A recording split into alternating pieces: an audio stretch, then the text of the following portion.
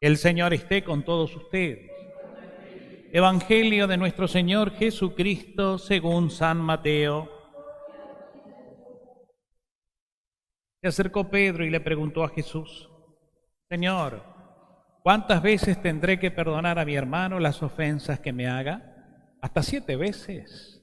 Jesús le respondió: no te digo hasta 7 veces, sino hasta 70 veces 7.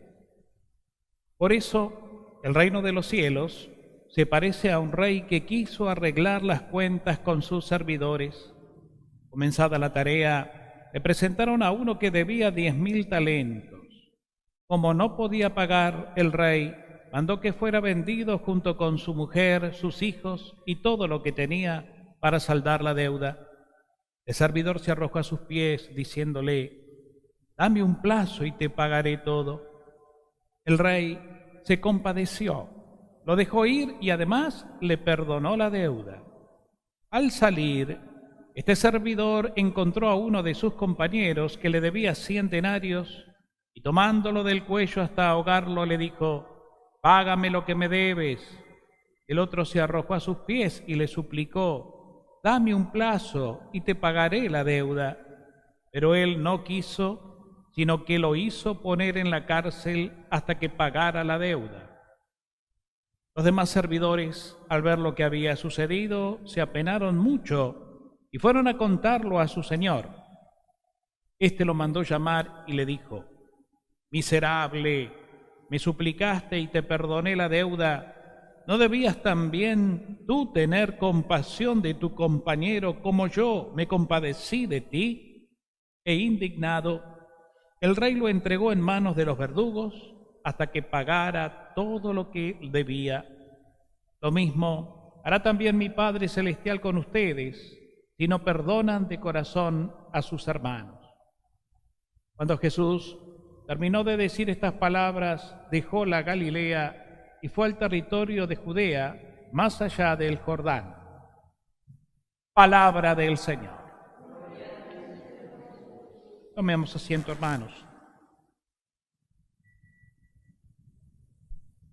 Bueno, muy queridos hermanos en el Señor, vamos avanzando en la primera lectura, donde ya desde hace varias semanas venimos desde el libro del Génesis, el Éxodo, el Levítico, el Deuteronomio y ahora el libro de Josué, viendo todo lo que fue ese proceso que vivió el pueblo de Israel en los orígenes. Ese pueblo de Israel que, como todos sabemos, Dios mismo se encargó de liberar de la esclavitud. Y guiado al principio por Moisés durante el desierto, lo llevó durante 40 años hasta llegar a la tierra prometida. Un tiempo de peregrinación, un tiempo de avanzar hacia un destino, un tiempo de gran purificación, porque el desierto un poco simboliza todo eso. Y en ese tiempo de purificación el pueblo de Israel vivió lo que nos pasa a veces a nosotros en la vida, momentos anímicos que van y vienen, ¿no? Momentos de desesperación y de incertidumbre, pero también momentos de esperanza y de alegría. Así fue ese proceso tan humano de ese pueblo peregrino que, guiado, como les dije al comienzo, por Moisés, avanzó y avanzó, sobre todo sostenido por la mano de Dios y la gran misericordia y la gran paciencia que Dios manifestó en ellos, que fueron tantas veces rebeldes e infieles. Pero Dios manifestó que no se deja ganar en amor y los perdonó una y otra vez hasta hacerlos llegar, como hoy escuchábamos en este relato de Josué, hacia la tierra prometida. Ayer veíamos que Dios, a las puertas de la tierra prometida, todavía del otro lado del Jordán, lo llama a Moisés, que ya era viejito, que tenía 120 años, y que lo hace subir a un monte, el monte Nebo, y desde ese monte se ve. El monte Nebo está en Jordania, al lado del Jordán. Cruzando el Jordán ya entramos en territorio israelita hoy día. Cuando uno sube al monte Nebo, yo tuve la gracia de estar, ve en la cima del monte todo el pueblo de Israel en la distancia, ¿no? Y prácticamente todo lo que en ese momento era el territorio poblado de las tribus de Israel, que después fueron. Y allí Dios le dice: mira, aquí está, vos no vas a entrar en la tierra. Es más, vas a morir aquí, en este mismo monte. Pero yo quiero que la veas de lejos, para que sepas que está cumplida la promesa y que vos ya cumpliste tu misión y ahora es tiempo de ir a descansar. Josué, tu servidor, va a tener tu espíritu, el espíritu del servicio y la fortaleza como la tuviste vos, y va a ser él quien hará entrar a través del Jordán a este pueblo hacia la tierra de promisión. Y así sucede. Ayer contaba el texto bíblico que muere ahí Moisés, lo entierran y ahí descansa. Pero hoy escuchamos cómo Dios ahora se dirige a Josué. Moisés ya está con Dios, ahora el encargado, el que recibió la posta, es Josué. ¿Y qué le dice? Bueno, toma a los sacerdotes, que agarren el arca de la alianza, que simbolizaba la ley, los mandamientos, tomen en sus hombros, como quien lleva en procesión imágenes, ¿no? Nosotros hoy agarramos las imágenes, las ponemos en andas y las llevamos al hombro en procesión por las calles. Así el pueblo de Israel, en los hombros de los sacerdotes, llevaba el arca de la alianza, ¿no? Donde estaba dentro las tablas de la ley. Y le dice, como escuchábamos, bueno, cuando los sacerdotes pisen el agua del Jordán, el Jordán se va a abrir, como sucedió antes en el Mar Rojo, para que pueda pasar el pueblo y entre a la tierra prometida, ya sea el ingreso formal y definitivo. Y así sucede, ¿no? Luego Josué tendrá, y lo vamos a ir escuchando en estos días sucesivos, luego tendrá Josué, junto con los sacerdotes y el pueblo, seguir conquistando, una vez ya dentro de la tierra prometida, las distintas ciudades importantes que allí vivían. Pero lo importante de todo esto, queridos hermanos, es hermosa la literatura, es hermosa las lecturas que podemos hacer, tanto espirituales también como, bueno, no digo históricas, pero de alguna manera muestran la historia sagrada, una historia que no significa la historia de los acontecimientos cronológicos del pasado, sino fundamentalmente la historia, que es historia sagrada, que manifiesta la mano de Dios desde los comienzos de la creación hasta nuestros días. Y es lindo leerla así, en clave de fe, como una lectura de fe y de espiritualidad enriquecedora. Vamos a seguir leyéndola. Pero lo más importante, insisto, ¿dónde está? Está en que Dios obra en la vida nuestra. Desde los principios del mundo, Dios obró y obrará en favor de sus hijos. Y Dios, una vez más, es al que da las instrucciones. Él nos dice lo que nosotros tenemos que hacer y Él se encarga del resto. En este caso le dijo a Josué que encargara a los sacerdotes que, tomando el arca de la alianza, pisaran el Jordán. Y así sucedió. ¿Y quién se encargó de abrir las aguas del Jordán, como antes les decía el Mar Rojo? Dios, el poder divino, eso que el hombre no puede hacer. Pero nosotros tenemos que escuchar a Dios, obedecer a Dios, dejarnos instruir por Dios. Él nos marca las pautas, Él nos dice cómo. ¿Y qué es lo que nosotros entonces definitivamente tenemos que hacer? Creerle a Dios, entrar en comunión con Dios, hacer como hacía Moisés y como hizo Josué, escuchar a Dios, preguntarle a Dios, hacer silencio, porque en el silencio interior de la fe es donde uno escucha, porque allí se manifiesta la voz del Altísimo. Y de esa manera agradecer a Dios. Hermoso el salmo de hoy, que tiene como antífona el aleluya, aleluya, aleluya, aleluya, que significa alegría, alegría y alegría. ¿Por qué? Porque Dios es el que hace las obras en favor de sus hijos. Y hoy lo sigue haciendo. Lo hizo una vez y para siempre en Jesucristo y lo sigue haciendo a través de su Espíritu Santo en la vida nuestra, en la vida de la iglesia, en la vida de la familia de Dios, en nuestros acontecimientos. Por eso no tengamos miedo. Y aunque a veces nos encontremos en situaciones complicadas y en situaciones inciertas, no tengamos miedo, porque Dios está de nuestro lado. Dios nos ama, nos elige. Él nos eligió de una vez y para siempre. Somos sus hijos. Somos fruto de su amor y nos va a proteger siempre. Lo único que nos pide insistentemente una y otra vez es que creamos en Él. Si creemos en Él, nuestra vida cantará con alegría, agradecido siempre, como decía el Salmo de hoy, ¿no? Cuando Israel salió de Egipto, la familia de Jacob, un pueblo extranjero, Judá, se convirtió en santuario, la tierra de Israel fue su dominio. ¿Y quién le dio todo esto a ese pueblo?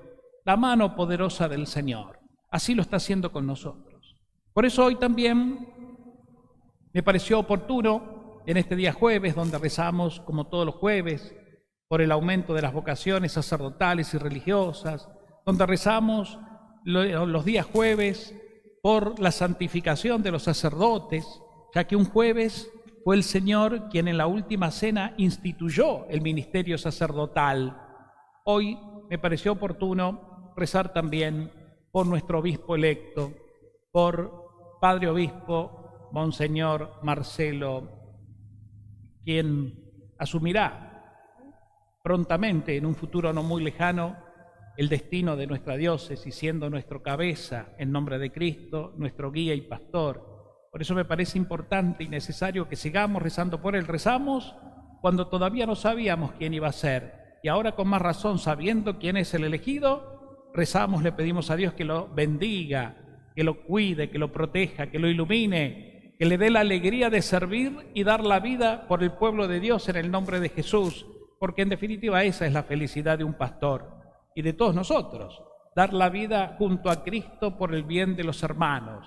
Lo hace el pastor, el obispo en este caso, pero también lo hacemos nosotros, cada uno desde nuestro lugar. Damos la vida porque eso es la vocación, eso es la santidad, eso es lo que hizo Cristo y que debemos seguir haciendo los cristianos en su nombre, dar la vida con amor, en el servicio, en la atención de los demás, en la misericordia. Hoy justamente el Evangelio nos habla la importancia de la misericordia en este hermoso pasaje de Mateo, ¿no? Donde Pedro le pregunta a Jesús, ¿cuántas veces tengo que perdonar a mi hermano que me ofende? Hasta 7 veces. Los judíos, por una cuestión de tradición, creían que el 7 era el número perfecto, la plenitud. Entonces, perdonar hasta 7 veces era lo que había que hacer, después ya era otro tema. Pero Jesús le responde, yo no te digo 7, te digo hasta 70 veces 7. Y aquí no se trata de multiplicar, ¿verdad? Y no se trata de comprender que como Dios perdona incansablemente y no se cansa de perdonar, así tenemos que ser nosotros también misericordiosos como el Padre. Es lo que nos enseña Jesús con esta parábola de hoy, donde le responde a Pedro esto tan importante, que no deja de ser la misericordia una identidad. ¿Cómo me identifico? ¿Cómo brota en mí lo esencial del cristianismo? Ese don supremo de ser otro Cristo en mi corazón. ¿Cómo se manifiesta? En la misericordia, en el saber perdonar. Y aunque humanamente nos cuesta, y aunque humanamente somos incapaces de hacerlo, sobre todo cuando nos lastiman y cuando nos hirieron y cuando nos defraudaron mal, se nos hace humanamente difícil y hasta imposible. Aquí es donde viene en auxilio el Espíritu de Dios, el Espíritu del Padre misericordioso, que nos ungió el día del bautismo y para siempre. Y es ese Espíritu de amor quien nos capacita entonces para poder obedecer a esto que Jesús nos pide, perdonar siempre. No soy yo quien perdona, es Cristo quien perdona en mí. No es mi misericordia humana la que obra o la que actúa, sino la misericordia del Padre Celestial, quien obra a través de mí. Ven, Señor, a mí, a mi corazón pobre y lastimado. Ven vos, Señor, a capacitarlo para poder perdonar y amar con esa fuerza que viene de lo alto. Yo no soy capaz, pero en tu nombre todo lo puedo, Señor. Y de esto se trata, de esto se trata. Como venimos pidiendo en la oración por el obispo, insisto, necesitamos un obispo misericordioso. Así lo pedimos para él, así lo pedimos para nosotros. Así lo pedimos para toda la comunidad parroquial y eclesial diocesana, porque aquí se identifica justamente nuestra esencia cristiana, en el amor que perdona, en el amor que sirve, en el amor que muere a sí mismo, al hombre viejo y egoísta, para que brote el Cristo humilde y entregado que existe en mí. No soy yo, es Cristo quien vive en mí. Entonces no soy yo el que perdona, es Cristo quien perdona en mí. No soy yo el que sale a servir a los demás, es Cristo quien En mí sirve a quien necesita, al pobre, al desamparado, al enfermo, al hambriento, al que está solo y alejado. Es Cristo quien hace a la comunidad en mí y desde mí, uniéndonos, sirviéndonos, convocándonos, siendo discípulos, testigos y misioneros en una iglesia que tiene que salir y que tiene que ser creíble porque está unida en la sinceridad del amor, no en la hipocresía, en la verdad del amor de Dios. De esto se trata lo que nos pide el Señor. Hoy somos nosotros los que tenemos que pasar el río, dejar lo antiguo atrás, lo antiguo, lo viejo atrás, y cruzar el río que nos dice que entramos en lo nuevo, en lo que es promisorio, enriquecedor. Nos espera mucha bendición y mucha victoria que Dios hará a través nuestro en favor de los hermanos. Esto es lo que nos pide el Señor hoy. De esto se trata hoy. Nuestra vida como cristianos, como iglesia, como diócesis, como parroquia, en donde todavía tanto nos falta crecer en esta espiritualidad. Demos gracias al Señor entonces porque nos habla, porque nos llama. Demos gracias al Señor porque nos escucha siempre y no deja de bendecirnos y perdonarnos jamás. Demos gracias al Señor por este nuevo obispo que nos mandó y que Él sea el mismo Dios que lo eligió, quien lo colme de gracias, de bendiciones y de los dones del Espíritu Santo que ha de necesitar para gobernar, para guiar, para pastorear a nuestra iglesia diocesana. Se lo encomendamos de manera muy especial al Inmaculado Corazón de la Virgen de Luján. Que así sea.